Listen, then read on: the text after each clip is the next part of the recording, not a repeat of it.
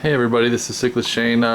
Been a few weeks since I did a update video. I was a little under the weather, but wanted to give you an update on the 125 Mbuna tank and also some of the little projects I got going on. So anyways, as you can see, here's the 125. It's been moved around a lot. I've been taking fish in and out of this. I'm trying to get the right number of males that I want. I'm trying to keep it to only 2 males in the tank if they can stand one sharing one, the whole tank, one on one side, one on the other. So far I haven't had a whole lot of problems. I did get rid of one of the male goldens I had because the current dominant male golden, this guy right here, he was going after him no matter where he was at in the tank. So that's definitely either the fish itself, the specific fish, or that species. Just, you should probably just keep one male with a couple females, and I've got 2 females. One of them is holding right now, right back here, if you can see her. But even sometimes the 2 females get into it, this other female here. But I've got fry from them that I'll show a little bit later on. I've got the hongi dominant male still here. I'm trying to get rid of the other guy that he fights with, who's a hongi. I'm pretty sure he's a hongi, since they do sometimes vary. This guy right here, got him up on Craigslist right now for I think $10. He's definitely a cool looking fish. But my other 125, as you'll find out in a bit, has some other fish in it now, so he won't be going in there. So that guy is up on Craigslist. I went to a local fish store, bought some fish, and I asked them about these trophies. Mine are supposed to be red banded or flame banded like this, and she said the most common is the yellow banded. So they may never get their bands. This may be as colorful as he gets, or it could turn red, but she said the rare ones are ones with the red stripes. So I'm not sure how much more color these guys will get, which is fine. I just was I thought they would turn solid red, and there's still a chance that would happen. One of them is a lot more yellow than the other.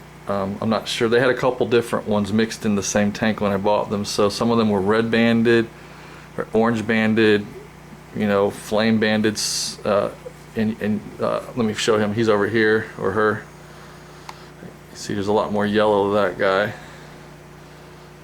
He may be low on the totem pole, or he just might be a yellow banded. So we'll have to find out. In the next 6 months for sure. If they don't change, then that's probably the colors are going to stay. Here's my rusties. I got 2 of those in here. I did move one out for a little while because they were picking on each other, and another fish was kind of picking on him. But so far they're not doing too bad together. One's typically sticking to one side, one's sticking to the other.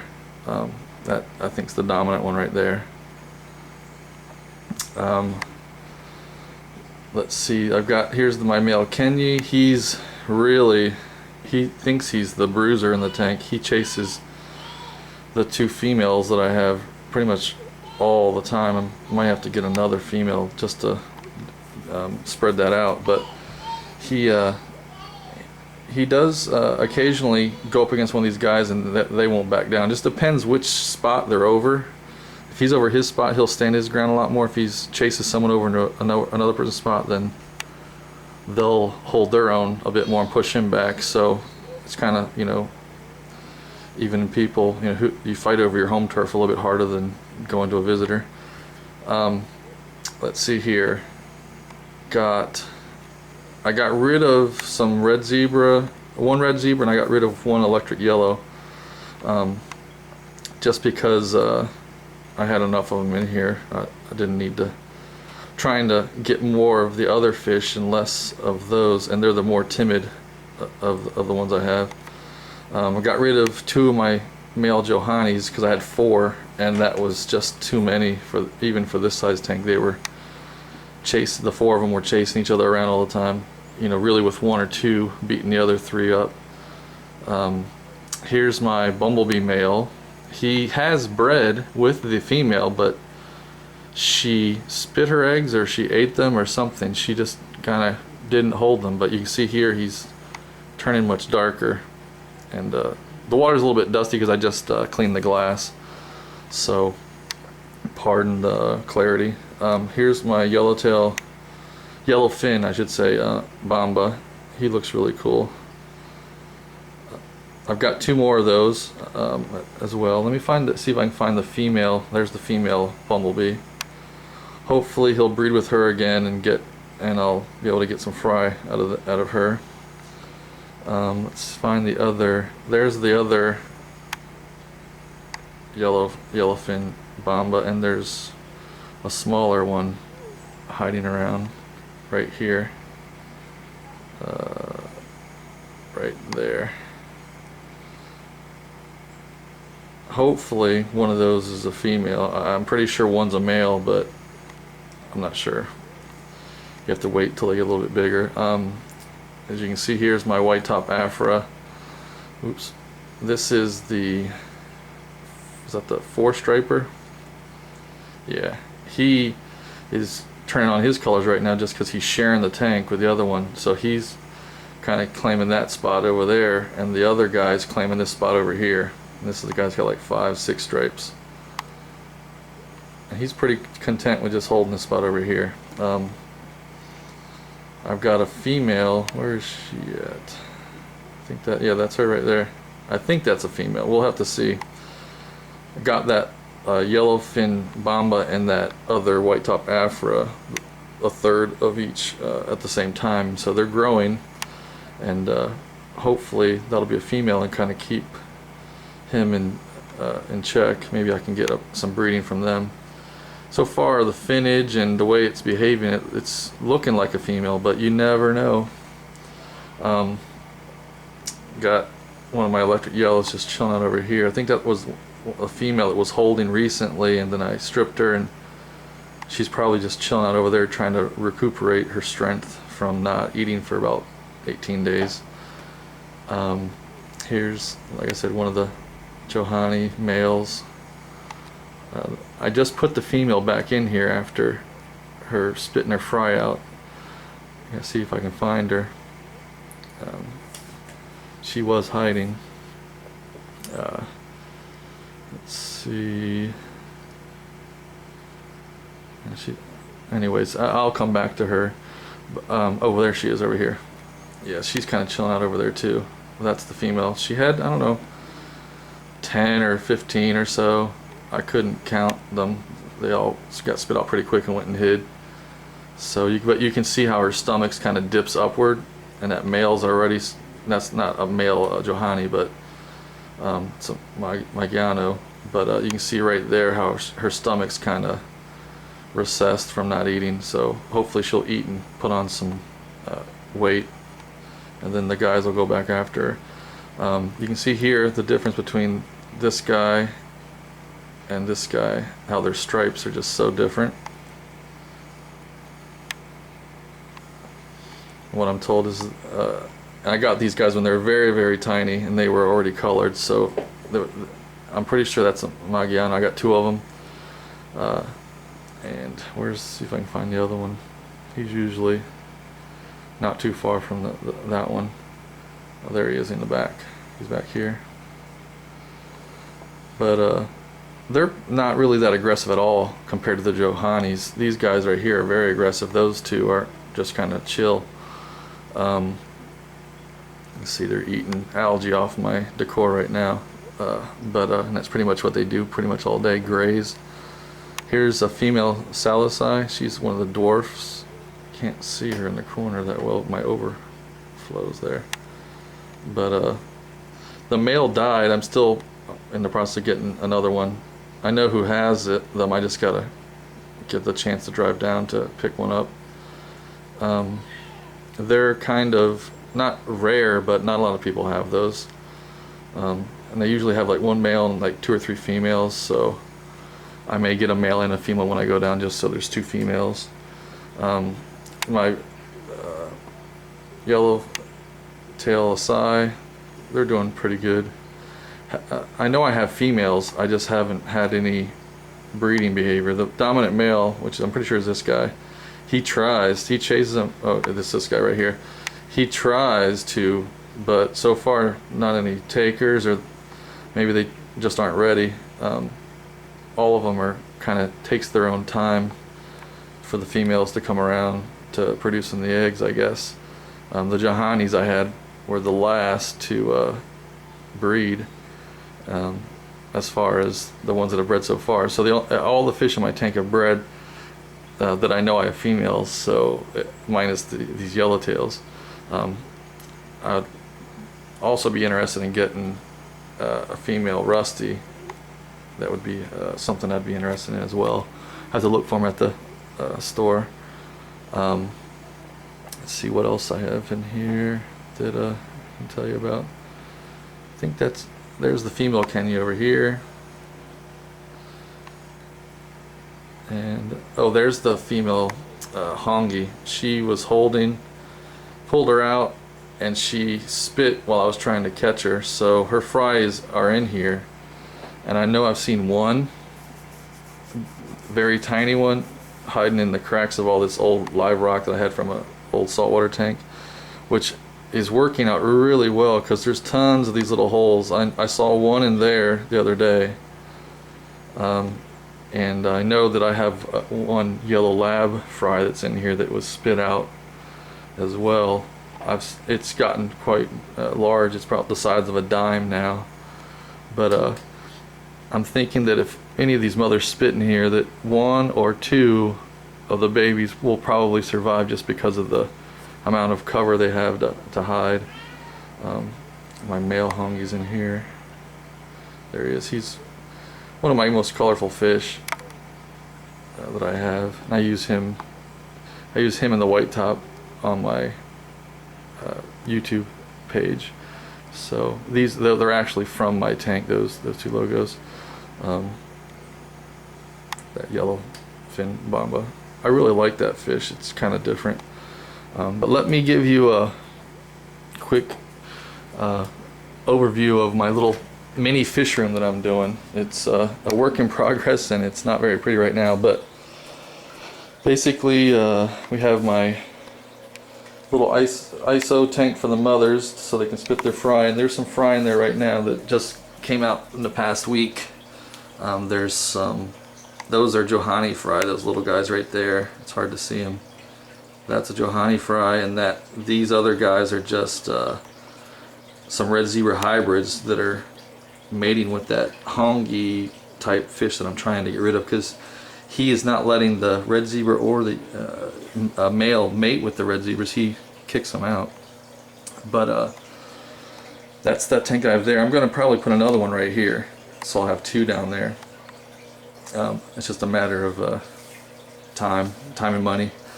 Up here is my 55 that I'm using to kind of grow out, and I gotta increase the filtration on it. I've just got a little small filter on it right now, but you can see they're all in there. And with that hybridization, with that hongi type with the red zebra, it's created these red zebras with like little Gaucho Marx eyebrows on them. It's hard to see if I can get it. You can, if it'll focus on it. But they pretty much look like a red zebra, except for right between their eyes, above their eyes, there's a little black mark, like little eyebrows. So they're actually kind of cool looking.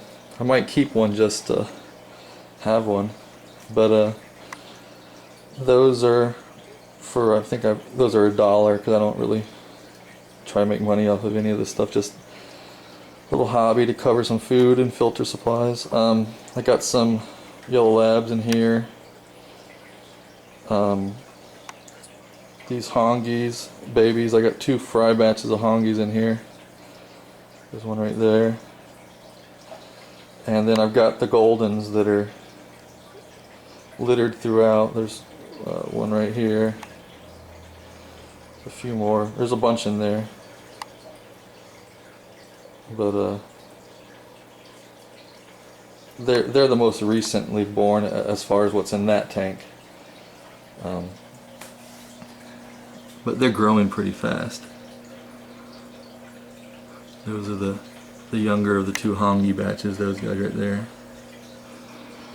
But so that's my little, what if you want to call it a breeder setup, you know, with that.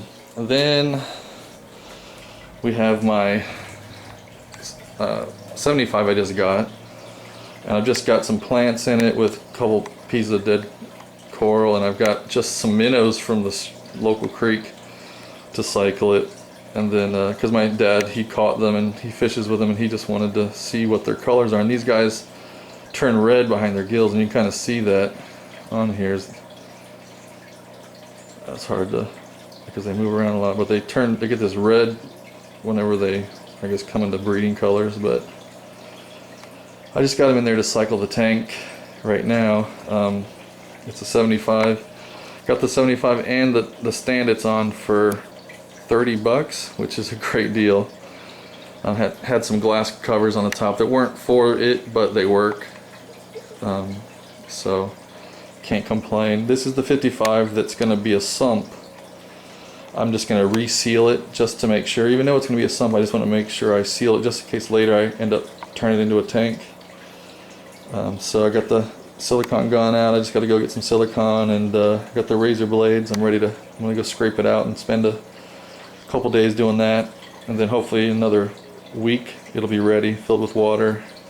I just got to get a couple other things done as well. I got to get the piping, the PVC pipe and everything, and I'll explain in a minute what I'm going to do with it. And this is my other 125 that I'm trying out. It's got a homemade stand, just, you know, wood with center blocks and stuff underneath there, and I just covered it with a sheet. Let me see if I can turn this light off to block some of the, there we go, block some of the glare. Got some lights on here. These are not the way the lights are going to be permanently. I just got them up there so I can see in the tank right now. I made a wooden brace to hold it. I'm going to reinforce that with a piece of metal. Once I get the clamp, I'm trying to order one or make one with a guy who does some welding. I think that will be sufficient, just silicone that. But it appears to be strong enough. It's been up for several weeks, so it's doing good. But let me tell you what I got in here right now. I've got, see, this guy's a red shoulder juvie. I got here's a venustus. There's another venustus. There's a sulfur head. Right there is like a Jacob fry peacock. Here's my Nyasochromis. He's really shy and not showing his colors right now. From when I first got him, he's been under a little bit of stress. He was in the tank with the Mbunas, so he lost a lot of his color, and now he's been put in here and he's starting to get it back. You can see some of the blue coming back in him right there. And there's the two females with him, or he's got three in here, but those are two. There's the other one. Here's my Benga peacock, and it's a male for sure. He's showing some color, but it'll take him a long time to get totally yellow. I think it can take up to a year and a half, 2 years, so it's going to be a while. Here's my Fusco right here, and I really like that one. I put some guppies in there, and he just goes after him. He's the coolest little predator fish that I have in that tank, and he'll be the biggest one in there, about 10 to 12 inches, and the other ones will be about 10 inches. Here's my dolphin that I've got. He's really cool. He's a little bit aggressive too. I was surprised he kind of clears the guys out if they bother him. Let's see what else. I think that's all I had in there right now. I'm just starting to stock it, so I'm not doing a whole bunch of fish. You know, maybe up to 7 for a week or 2, but I'll be adding 1 or 2 at a time until I get about 18 fish in here, and then I'm just gonna let them grow. And that, you know, if something doesn't work with that's in that group of fish, then I can, you know, potentially put them into this tank, depending on what they are. My kids want to put angels and some loaches or something in there, but I might put some yo-yo loaches in here to moving around the bottom and stuff.